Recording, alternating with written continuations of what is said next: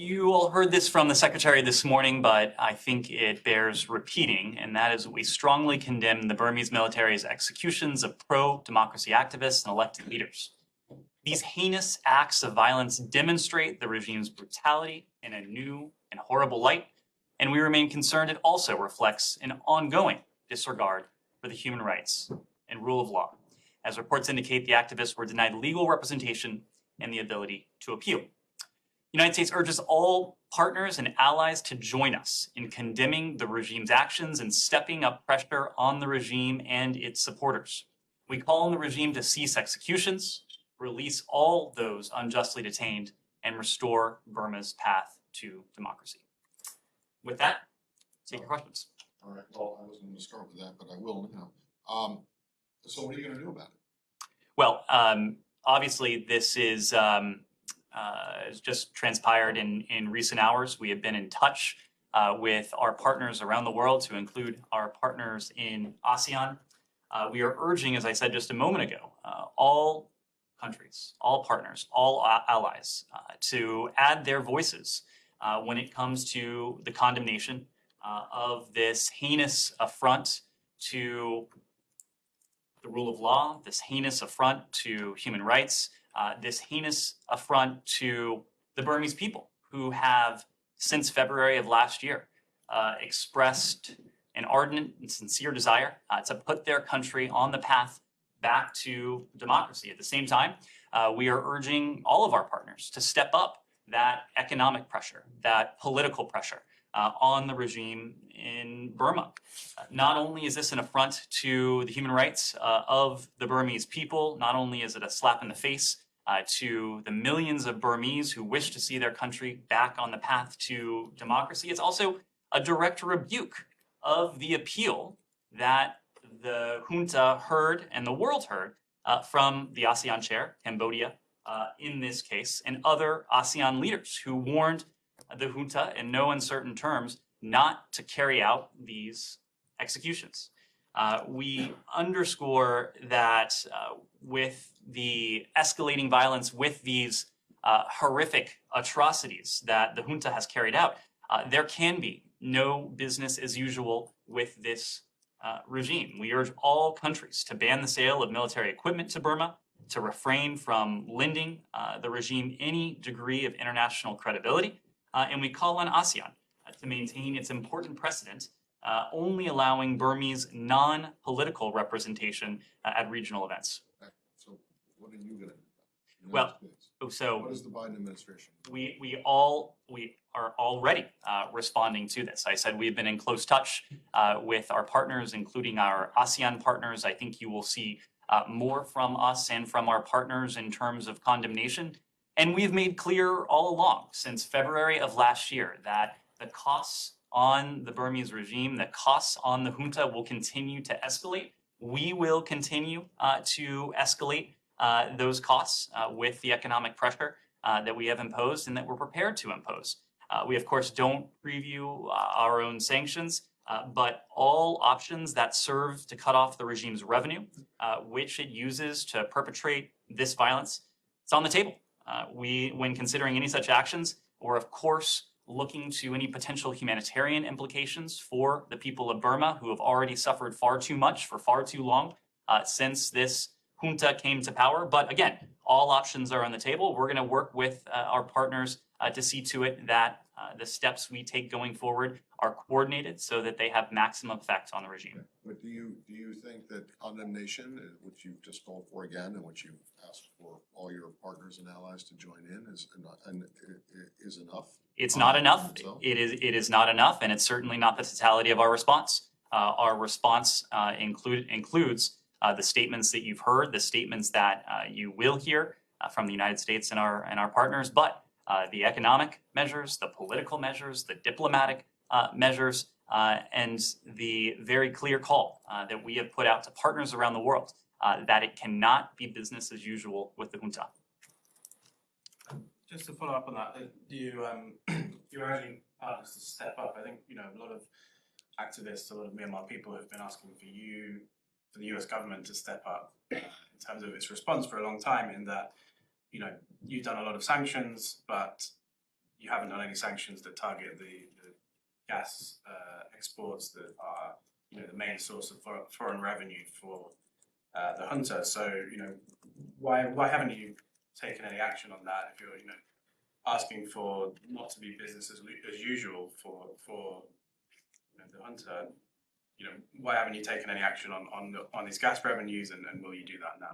All means all. When I say that all options are on the table, I mean that all options are on the table. We are discussing additional response options that we could implement ourselves, that we could implement in coordination with our partners in ASEAN, our other like-minded partners with whom we've worked since February of last year to seek to put Burma back on the path to democracy. Even as we consider all of those measures, we are also cognizant of what needs to be a central charge, and that is to do no harm, or to do no additional harm in this case. It's clear that the coup has done tremendous harm to the people of Burma, hundreds of whom have been killed in this senseless violence, too many of whom find themselves political prisoner of a regime that isn't tolerating any form of dissent or opposition. So as we consider our next steps, as we consider all potential options,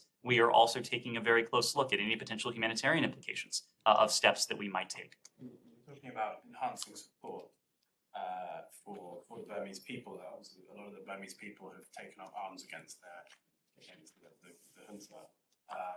Do you still draw the line on military support for the opposition to the junta, and is that something you're going to consider? We're seeking to put Burma on the path back to democracy. Our goal in this is a political one. Our goal in this is to help advance the same objective and the same goal that we've heard the people of Burma, so many of whom have taken peacefully to the streets to demonstrate their support for a return to democracy. It's our goal to support them, and we will continue to support them with appropriate means. What if other countries, allies, partners were to offer support for military opponents? Would you be against that? Again, our goal is a return to democracy. A protracted conflict, a protracted civil war would not be in anyone's interest, not the least the people of Burma. Just to clarify, we saying all measures are on the table. We're talking about economic, diplomatic means. Correct. When you said that all countries need to condemn and take action, can you talk to the role of some of the major players there, including China in particular, India to a certain extent, that haven't completely distanced themselves from the country? Well, now is the time, because you were right, Sean, in your question that there are countries around the world that haven't done enough, certainly, when it comes to rhetorical condemnation, when it comes to imposing costs, when it comes to the core charge, that it cannot be business as usual with the junta. We have discussed the goal of putting Burma back on the path to democracy with virtually all of our allies and partners in the region. There are some countries in the region, you named a couple of them, where we have had in-depth discussions. When the Secretary met with Wang Yi not all that long ago, Burma was a topic of discussion. We've discussed it with other senior PRC officials. Arguably, no country has the potential to influence the trajectory of Burma's next steps more so than the PRC. And we've called on all countries to act responsibly, to use their influence in a way that is constructive, to use their influence in a way that works for the interests of the Burmese people, and then ultimately puts Burma back on the path to democracy. The fact is that the regime has not faced the level of economic and, in some cases, diplomatic pressure that we would like to see. We are calling on countries around the world to do more. We will be doing more as well. Can we go to a different topic? Just something else also more on Russia, Sure. there in Ukraine. There was a statement that the Secretary made on Saturday regarding the strike in Odessa. Just following up on that, does the United States believe this was a violation of the agreement reached in Turkey? So you saw the statement from the Secretary over the weekend. As he alluded to at the time, Russia's brazen attack against the port city of Odessa only 24 hours after this agreement was signed, it certainly undermines the credibility of Russia's commitments to the other parties to this deal, the United Nations, Turkey, and Ukraine, as well as its broader humanitarian commitment that it made in the July 21st agreement. It also highlights, we believe, that Moscow continues to behave in ways that intentionally prevent desperately needed food from reaching many of the world's most poor, those who are suffering the most acute effects of the food insecurity that Moscow's invasion of Ukraine has exacerbated. Despite these attacks, we do understand that the parties are continuing preparations to open Ukraine's Black Sea ports for food and fertilizer exports. We are clear-eyed going forward, but we also continue to expect that the Black Sea Agreement will be implemented. We know that the world will be watching, as you heard from the Secretary. We will be working with our partners around the world to see to it that Moscow is held accountable for the agreement it reached. And that's why we'll continue to remain in close coordination with President Zelensky, the government of Ukraine, the Secretary General, our Turkish allies, who were instrumental in bringing this agreement to conclusion. Can I follow on this? So you think this agreement will endure? I mean, despite this attack and possibly similar attacks in the future, that's how you see it? It's enduring? This agreement needs to endure. The people throughout the world, whether it's in sub-Saharan Africa, Latin America, parts of the Indo-Pacific, who have suffered the worst consequences of food insecurity that Moscow's invasion of Ukraine has exacerbated. It needs to endure for their benefit. We have heard from the parties that they're moving forward with preparations to see an initial tranche of food and fertilizer move out in the coming days. It is certainly our hope that that happens. But again, we're also clear-eyed. We acknowledge that Moscow's track record when it comes to previous deals that it has struck is not exactly a cause for optimism. It harkens back to what we heard and what we saw from Russia in the context of the humanitarian corridors that were to have been opened for evacuations of civilians and others from besieged cities. In some cases, those humanitarian corridors were open for just a few days, or in some cases, just a few hours before Moscow appeared to renege on its agreement. In this case, it's very clear that Moscow, as one of my colleagues put it last week, has felt the heat of global opprobrium because the world now knows, it is now clear that rising food prices, rising energy prices, food insecurity more broadly has been exacerbated by, in recent months, one cause more than any other, and that is Russia's war against Ukraine. It's very clear that Russia has felt the pressure. For those of you who were with us in Bali, Indonesia, the other week for the G20 foreign ministers meeting, many of you saw this up close. The only walkout from the G20 was not by the United States, not by any one of our allies and partners, but by Foreign Minister Lavrov, who, after sitting through a number of statements of strong condemnation, a number of statements of strong concern from countries around the world who have felt the acute pain of this growing food insecurity, determined that he had heard enough, and he left the session, before the session, in fact, on global food insecurity. So it's clear that the world has been able to speak largely with one voice on this. We will continue to do what we can to support the UN, to support our Turkish allies, because we know the importance of this grain, of this fertilizer, reaching global markets. So you said last week that Russian grain is not in any way sanctioned, or there are no sanctions. That's right. But the Russians claim that there are secondary sanctions that impact their ability to export grain and so on.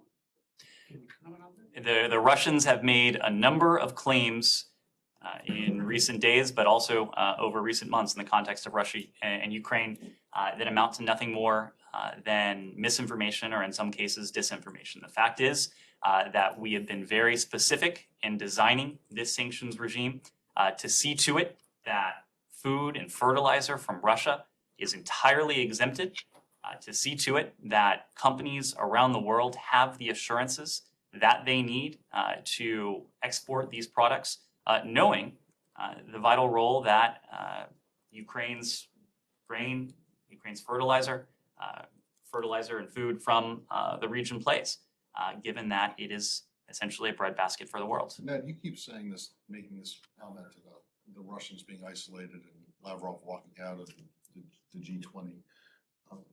You know, the guy just has just finished up a 4 or 5 country tour of Africa, starting in Egypt, going to Ethiopia, and Uganda, and Congo. That's not exactly a picture of isolation, is it? Matt, I think you were there. You saw and you heard some of the messages that emanated from the G20. The G20 being a fairly diverse cross-section of countries with diverse interests and perspectives, but there was a broad consensus among this collection of countries, some of the world's leading economies, that Russia should be condemned for its actions, that its actions were exacerbating and perpetuating the global food crisis. It is becoming clear that Russia is recognizing that its own actions have caused it to become a pariah. I made an allusion to this a moment ago, but so you're saying that these trips the defense minister was just in Turkey, right, signing this agreement. Now, what happened in Odessa happened in Odessa, but I mean, he went there.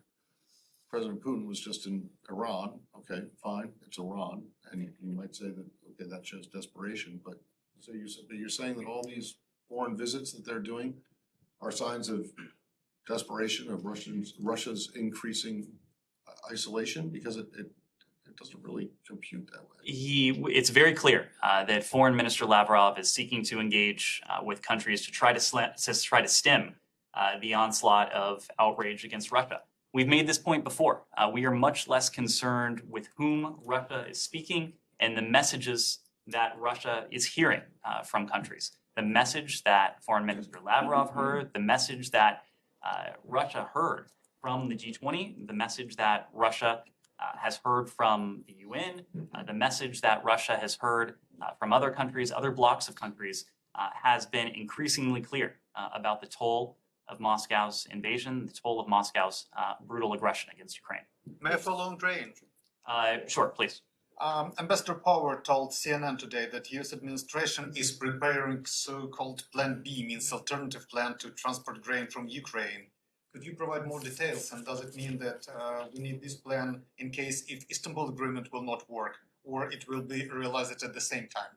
So we are looking at all options when it comes to the disposition of Ukrainian grain, and we're working with our Ukrainian partners who are, in the first instance, responsible for seeing the export of their grain, because it is, again, their grain. It is clear that opening Ukraine's Black Sea ports would be the most effective means by which to increase exports of Ukrainian grain and other foodstuffs. We've made this point before, but there are some 20 tons of grain that are in Ukraine's Black Sea ports, ready to go, have been ready to go for, in some cases, months, and they have been stuck there owing principally to one element and one element alone, that is Russia's blockade of the Black Sea. But all along, we've made the point that we are looking at and helping our Ukrainian partners with every option to increase Ukrainian grain exports. And in fact, prior to the signing of this deal, Ukraine's grain exports have increased somewhat, given the use of overland routes, given other tactics that our Ukrainian partners have put into play. Before the Russian invasion of Ukraine, Ukraine was exporting some 6 tons of grain per month. Ukraine is nowhere near that at the present, excuse me. But Ukraine's exports have increased month over month from February to March to April to May and in subsequent months. So we have been able to work with them to increase those exports in some ways, but we all know that the most effective means and the largest scale means by which to increase those exports will be through the Black Sea. Sean. Could I just, this follows up on Said's question a bit, but specifically Lavrov was in Cairo addressing the Arab League, said that it was to supply grain from Russia to Egypt and to other countries, and also blaming the United States for the impediments there, saying it disrupted the supply chain. Do you have any either reaction to his remarks or the fact that he's speaking there at the Arab League? Let me just say broadly about his remarks, which I had a chance to see. It is a reflection of the fact that virtually every single day, senior Russian officials are putting to the lie just about everything we heard from Moscow before the start of the invasion on February 24th. We consistently heard, and I'm sure many of you remember this, emanate from the Kremlin that what was then a military buildup and ultimately the incursion was, as Moscow would tell you, the result of some perceived threat from some imagined enemy. We heard it was Ukraine. We heard it was NATO. We heard it was the United States. We heard it was the West. We of course called that a lie at the time because it was, but now, months into this brutal war of aggression, I think it's fair to say that the Russians are doing as good a job of perhaps anyone in highlighting their own duplicity and putting to the lie, as I said before, just about everything we heard prior to the invasion. Just yesterday, and you referenced this, Sean, Foreign Minister Lavrov said Moscow's overarching goal in Ukraine was to free the Ukrainian people from its quote-unquote unacceptable regime, expressing, as one news account put it, Russia's war aims in some of the bluntest terms yet. He said that in front of the Arab League in a region where, coincidentally, Russia has, at least previously, tried to spew disinformation and propagated misinformation to the contrary. Last week, once again, Foreign Minister Lavrov, he did precisely the same thing. He said publicly what we have always known, saying that Russia's quote-unquote geographical goals in Ukraine go well beyond the Donbass. They include Kherson, they include Zaporizhia, they include other sovereign regions of Ukraine. But it hasn't only been Foreign Minister Lavrov. Earlier this year, you've heard Secretary Blinken allude to this previously, but President Putin himself compared himself to Peter the Great and said that, as the Secretary reminded all of us, when Peter waged war with Sweden, he was simply taking back what belonged to Russia. President Putin went on to say that now Russia is doing nothing more than to seek to take back what is purportedly theirs. In a strange way, I think, again, it's fair to say that the Russians have become some of the best debunkers of their own lies, of their own propaganda. They're now telling the world what has been clear for some time, that this is nothing more than a war of territorial conquest. So that's why, throughout this, we have sought to galvanize the international community to stand up, knowing that anytime the rules-based international order is undermined anywhere, it's eroded everywhere. And the Russians have been telling us in very clear terms that's precisely what they're seeking On to the do. international order, I'm sorry, but did you hear what Putin said last week? He was in some sort of a conference akin to the Aspen Institute, and he said that basically the old world order has collapsed. The world is ready for a new one. I assume he was referring to the one begun under George Herbert Walker Bush in 1990. The same rules-based international order that has enabled countries like Russia, like some of its current partners, to experience growth, to come into the international system, to enjoy economic integration, to enjoy political integration, all until President Putin decided to put an end to that and to undo 30 years of economic integration, to make Russia an outcast from the global community of countries. So yes, this has been a system that has fueled over the course of not only 30 years, but really going back to the end of the Second World War, some 8 decades of unprecedented levels of stability, of security, of prosperity, the spread of democracy as well. The fact is that this is an international system that has benefited countries around the world, including the countries that are seeking to challenge it. And in many cases, it's not an exaggeration to say the countries that are posing the most acute challenge to it. Jenny. Thank you, Ned. I have a question on Russia and North Korea. Russian Foreign Minister Sergei Lavrov announced recently Western countries were opposed to peace talk with Ukraine. Is this true? That is absolutely not true. President Zelensky has said very clearly that this war will have to end diplomatically. We know this war will have to end through diplomacy, through dialogue. What is also true is that the Russians have shown no indication whatsoever that they are prepared to engage in constructive dialogue, in constructive diplomacy. You don't have to take our word for it.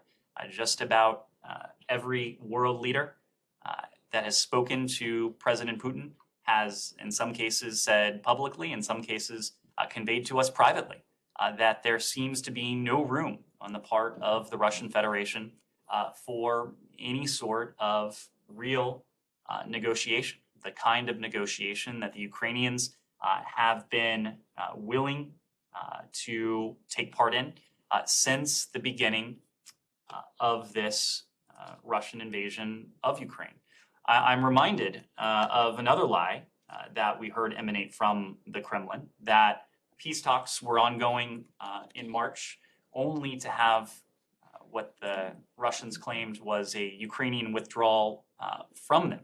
The great irony, of course, is that it is Russia, not Ukraine, that is responsible for perpetrating this brutality against the Ukrainian people, that is responsible for the continued bombardment, the continued military operations on sovereign Ukrainian soil. And it's Ukraine's leadership, including President Zelensky, that has consistently said they recognize this will have to end diplomatically, and they are prepared to engage diplomatically. Russia could not say the same. On North Korea, recently, National Security Council also said that North Korea is exploiting funds through ransomware hacking. How is the United States responding to this cyber hacking We have spoken quite a bit in this briefing room, and you've heard from other senior officials our profound concerns, the international community's profound concerns with the DPRK's WMD programs. But that is not the extent of the challenge that the DPRK poses to the international community, and its activities in cyberspace are another such challenge. We have released information indicating some of these nefarious and malign activities that the DPRK regime is undertaking online, in some cases, to raise funds that go towards its illicit WMD programs. We have used the suite of policy tools at our disposal, be it economic, be it political, be it law enforcement tools as well, to pursue those actors from the DPRK who are responsible for this, just as we have used some of those same suite of tools to go after those responsible for the proliferation of the DPRK's WMD programs. Yes. I have a couple of questions. And first, on Tunisia, do you have any comment or reaction to the referendum on the constitution? Well, the voting is still ongoing, as I understand it. So we're awaiting the official referendum outcome based on the independent high authority for elections in Tunisia. As we've always affirmed, it is up to the Tunisian people to decide their political future, and we'll continue to stand with them, with the Tunisian people, calling for a return to responsive, transparent, and accountable democratic governance that respects human rights and prioritizes the country's economic future. And on the special envoy to the Horn of Africa, Michael Hammer's meetings in Ethiopia, do you have any details? Well, he has just arrived in the region. I believe we put out a statement, a short statement yesterday announcing that he would travel to Egypt, the UAE, and to Ethiopia from July 24th, yesterday, through a week from today, August 1st. He'll, during that trip, provide continuing U.S. support towards forging a diplomatic resolution to issues related to the Grand Ethiopian Resistance Renaissance Dam, or GERD, that would achieve the interests of all the parties and contribute to a more peaceful and prosperous region. In Ethiopia, he will also consult with the AU, under whose auspices GERD talks occur. He will also have an opportunity in Ethiopia to review the progress on delivery of humanitarian assistance, accountability for human rights violations and abuses, as well as efforts to advance peace talks between the Ethiopian government and Tigrayan authorities. And as you know, he will affirm what we have consistently said, and that's that we remain committed to advancing diplomatic efforts in support of an inclusive political process towards lasting peace, security, and prosperity for all the people of Ethiopia. And do you expect Special Envoy Amos Hochstein to go back to the region soon to resume talks between Lebanon and Israel? As you know, the senior advisor in this capacity, Amos Hochstein, was in the region just a few weeks ago. He was in both Lebanon and Israel to continue efforts to seek to narrow the gaps and to advance some of the progress we've seen on the maritime border issues. That means, is he going? I just don't have any travel to speak to at the moment. And my last question on Iran, after the phone call between the French president and the Iranian president, do you expect any steps regarding the talks between the US and Iran? Well, it's difficult for me to say because the fact is that the onus is on Iran to come forward, to make clear that Tehran is ready to engage constructively, to put aside extraneous issues, and to talk in good faith about the deal that has been on the table for some time. The Élysée put out a statement, made clear that President Macron of France conveyed precisely the same message we have conveyed indirectly to the Iranians, the same message we have issued publicly for some time.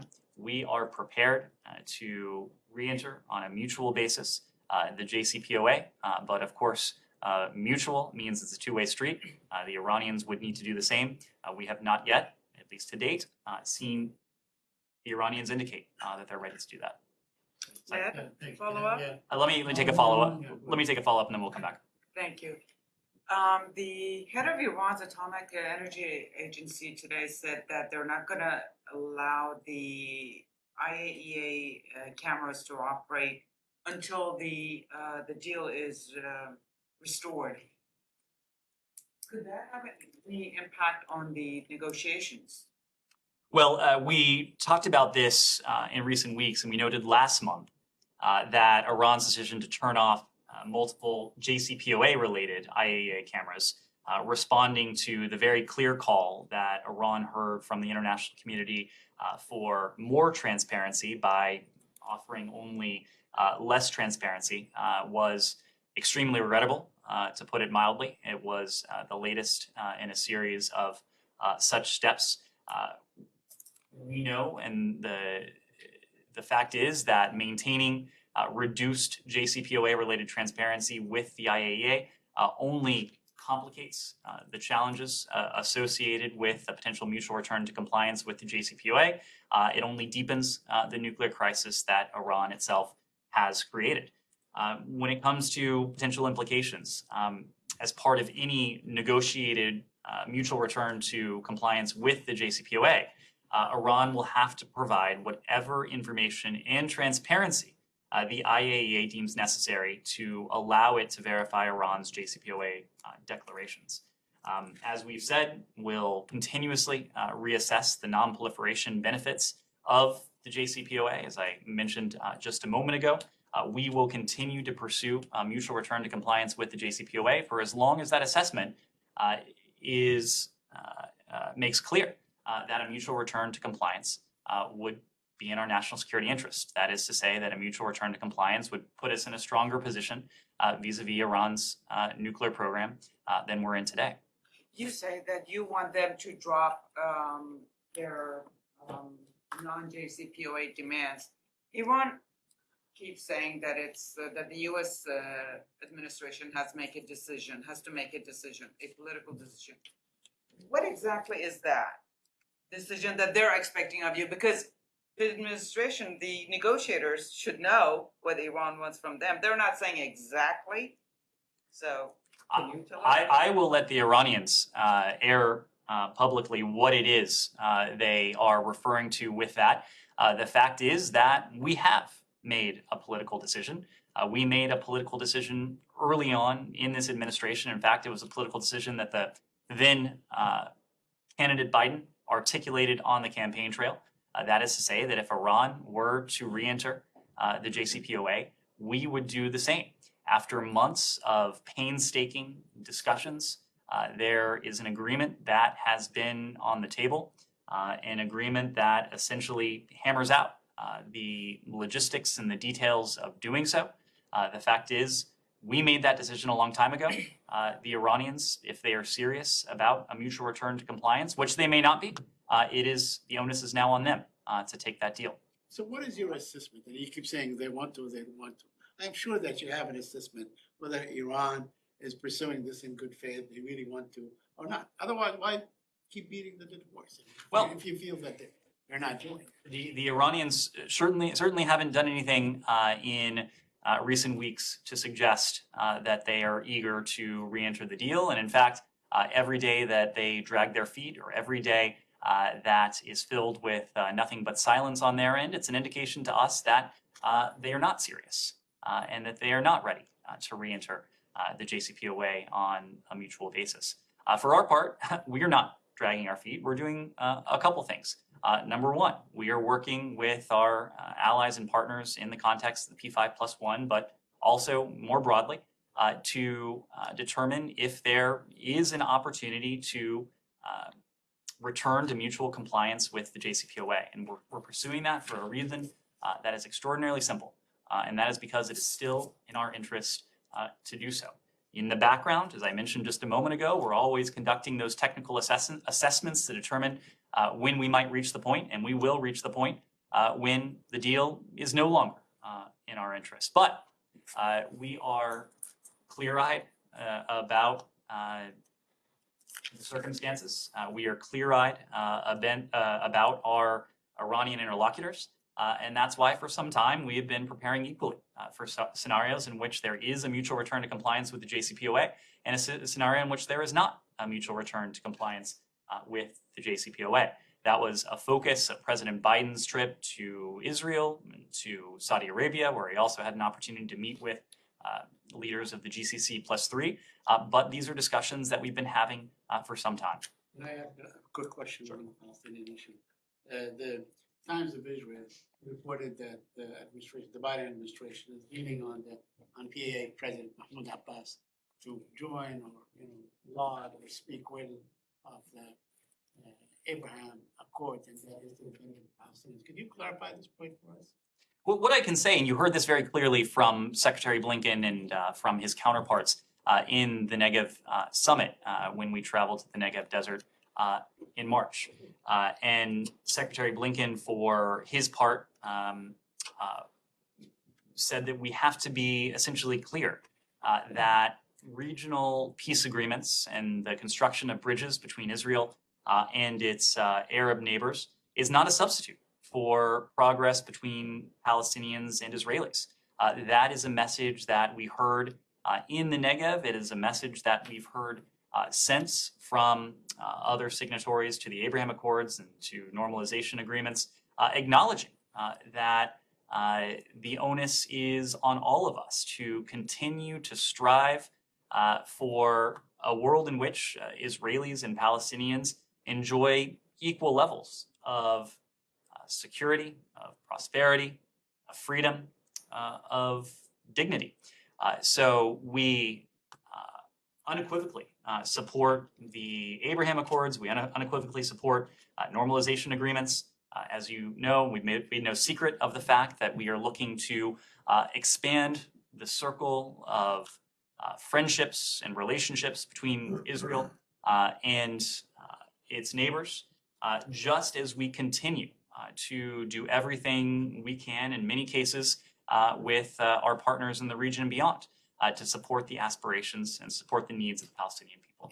You know, I remember when you guys were a bit reluctant to even call it the Abraham Accord, but having said that, I mean, there has been some sort of mutual recognition between the PLO and Israel that goes back almost 30 years, 29 years. So how do you expect, I mean, what mechanism would, let's say, the Palestinians joining the Abraham Accord take? How do you see it? That is different than what they have now. I don't know that anyone is calling for that at the moment, Saeed. What we are doing is just as we work to reinforce and to expand this set of normalization agreements broadly between Israel and its neighbors, we are working towards those objectives that I outlined just a moment ago for the Palestinian people, a Palestinian people that is able to enjoy again equal levels of prosperity, of security, of dignity, and freedom as their Israeli neighbors. Yes. Do you have anything that you can preview for the U.S. Economic 2+2 later this week? What will be the primary focus for the discussions? There have been some reports that human rights safeguards in supply chains will be an issue. I assume that refers to China's role in supply chains in the Indo-Pacific. Could you comment on that specifically as well? Well, today is Monday. This is now slated to take place at the end of the week, so I don't want to get ahead of where we are, but we do look forward to welcoming our Japanese allies to the building later in the week. We'll do so in tandem with our partners from the Department of Commerce to have a wide-ranging discussion on our economic relationship and our economic priorities. I can assure you that supply chains will feature into that conversation, but we'll wait for later in the week to go further into that. Shannon. Brittany Griner is back in court tomorrow. Could you give us the latest on the department's involvement in her case and including any recent consular access? So this is something that, as you've heard from us consistently, is an absolute priority for Secretary Blinken. It is an absolute priority for Ambassador Carstens, our special presidential envoy for hostage affairs, with whom Secretary Blinken meets regularly. We, just as we do with Paul Whelan, we are working around the clock, behind the scenes, quietly, to do everything we possibly can to see to it that Brittany Griner's ordeal, just as Paul Whelan's ordeal, is put to an end just as soon as can be possibly managed. It is not something that we talk about for obvious reasons. I've made the point before that in the weeks preceding the release of Trevor Reed, it is not something that we talked about in any detail, but that did not diminish the activity that was ongoing behind the scenes to see to it that Trevor Reed was brought home, and we are working constantly behind the scenes to see to it that Brittany Griner, Paul Whelan, and Americans who are unjustly detained around the world can be brought home. In terms of our embassy's involvement, as you know, they have carefully monitored her trial. Our chargé was present at her last hearing. I have every expectation that the chargé will be there at the next hearing tomorrow as well. Our chargé and senior embassy officials have been able to speak to Brittany Griner in the context of those court appearances. In some cases, Brittany Griner has passed on specific messages. In one case, asking our chargé to pass on her request that all of those here in this country who are whose attention is so trained on her case to keep the faith, and that is a message that we did in fact pass on publicly. Yes, Simon. On Rwanda, I know you don't usually comment on congressional correspondence, but I wonder if I could ask sort of broadly on the US policy towards Rwanda in the light of the Senate Foreign Relations Chair Menendez's letter, which highlights concerns about human rights and political repression in Rwanda. He basically says the US can no longer look the other way as Rwanda foments rebellion and violence in other parts of the continent, referring to the DRC, and also highlights the case of Paul Rusesabagina, who's a US permanent resident who's detained there. What's your response to this kind of questioning of the US support for the Rwandan government? You're a major donor. I think you're the largest donor to that government. Do you agree with those concerns? Well, you're right that we don't comment publicly on congressional correspondence. In this case, I have seen that the senator's office has spoken publicly to the letter with which I'm familiar. I have every expectation that Rwanda will be a topic of discussion between the United States, between the Department of State and our congressional partners. It is absolutely the prerogative of Congress in pursuing and conducting its oversight role to ask questions of our policy that is always responsive to events on the ground. And so, of course, we are taking a close eye to events on the ground, including tensions between the DRC and Rwanda. We've said before that we're concerned about the rising tensions between the DRC and Rwanda. We've urged both sides to exercise restraint and to engage in immediate dialogue to de-escalate tensions and hostilities.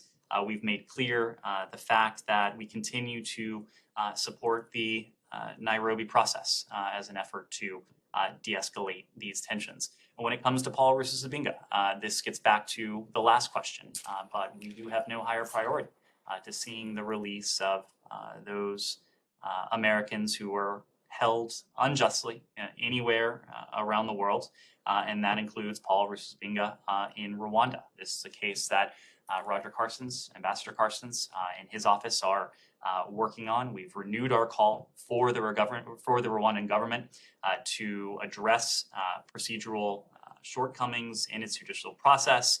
We're aware of the serious concerns about Paul's health. We continue to urge the government of Rwanda to ensure he receives all necessary medical care. We have concluded for some time now there were violations of his fair trial guarantees as well. And in light of all that, you don't think that the level of aid that the US gives to Rwanda is inappropriate? Well, this is something that we always take a look at. It's something that we consult closely with our congressional partners with as well. Yes. I just wanted to ask on House Speaker Pelosi's potential trip to Taiwan. I'm just wondering if there's anything you could tell us about the State Department's analysis around the timing of the trip, anything on the messaging or threats that we've heard from the Chinese Foreign Ministry about a potential response or the grave impact it might have on US-China relations, and anything else about the sort of diplomatic fallout we might see if such a trip was to go forward. Well, it's impossible for me to speak to some of those elements for the very reason that the Speaker's office has not confirmed any travel or potential travel. We'll, of course, refer to the office of the Speaker for any travel she may undertake. When it comes to what we've heard publicly from the PRC, from the Ministry of Foreign Affairs, in this case, I'm not going to respond directly, but I will just restate our policy. And that is that we remain committed to maintaining cross-strait peace and stability, and our One China policy, which is guided, as you know, by the Taiwan Relations Act, the 3 joint communiques, and the 6 assurances. We, of course, don't have diplomatic relations with Taiwan or support Taiwan independence, but we have a robust, unofficial relationship as well as an abiding interest in maintaining peace and stability across the Taiwan Strait. Yes? Wait, just before we move on from that, so you're saying that the State Department has no opinion about this potential visit? We don't have an opinion about a visit that hasn't been announced. It is not for us to weigh in on potential travel or hypotheticals. We'll defer to the Speaker's office to speak to any plans she may have. Well, right, but I mean, she's spoken about the possibility of it. I believe her office has made very clear that they don't confirm or deny any potential travel. Yes. Just two follow-ups, one on grains and Plan B. Since when has it been under discussion? Since when has The Plan B or any other routes? Well, I wouldn't call it a plan B again because we need to put a finer point on it. The Ukrainians are seeking to utilize every viable route to export grain and other foodstuffs. So the fact is that we've always, since the start of Russia's aggression, been working with our Ukrainian partners, recognizing that Russia's brutality would exacerbate global food insecurity. So even if, and we hope this is the case, if and when Ukraine's Black Sea ports are once again open and Ukrainian and other countries' ships are able to transit in and out, there will still be a need for other routes and paths, including overland routes, to maximize the level of export. So this is not an either or, this is an and both situation. And also, you mentioned about the continuing export that has increased over the months. Can you tell us how much of it is from Odessa or from the south or from the east? Well, when it comes to maritime exports from Odessa, the fact is that Moscow has maintained an effective blockade of the Black Sea ports. Land routes. I couldn't speak precisely what it would need to defer to our Ukrainian partners to speak to. Another one on Iran. You said the ball is now with Iran, and also you added that it has been several weeks we haven't heard back from Iranian positive step toward a deal. Till when are you going to wait for Iran to? We will pursue a mutual return to compliance with the JCPOA for as long as it's in our national security interest. That is not something that we can attach a calendar date to, precisely because we are always, and when I say we, I mean the collective we, the United States government, is always taking a close look at the underlying factors. In this case, it's primarily the advancements that Iran is making with its nuclear program. One thing is very certain, we will reach a point where the deal that's been on the tables for several months now will not be in our interest. And we'll reach that point as soon as the advancements that Iran has made and is making overtake the non-proliferation benefits that the JCPOA would convey. Final question? Yes. Thank you. I have a question about review conference of NPT Treaty on Non-Proliferation of Nuclear Weapons, which will start next Monday. First, do you expect Secretary Blinken will attend the conference next week? And what do you think is the significance of review conference this time, especially in light of Russia's threat to use nuclear weapons? And what will the US call for to make an international consensus during the review conference? Sure. So I'm not in a position to announce any travel at the moment, but let me just say broadly that the United States stands by the NPT, the Non-Proliferation Treaty. We think it is extraordinarily important to underline the obligations that the NPT puts forward for nuclear weapon states and for non-nuclear weapon states alike in the face of challenges to the global non-proliferation regime. We think it's important that the United States stands with the signatories of the NPT to make clear that even though it has been in effect for some time now, its relevance, its importance has not diminished a single iota over the years and over the decades. So without getting too far, I think you can expect Secretary Blinken to be personally involved in this effort, including in the coming days. Thank you all very much.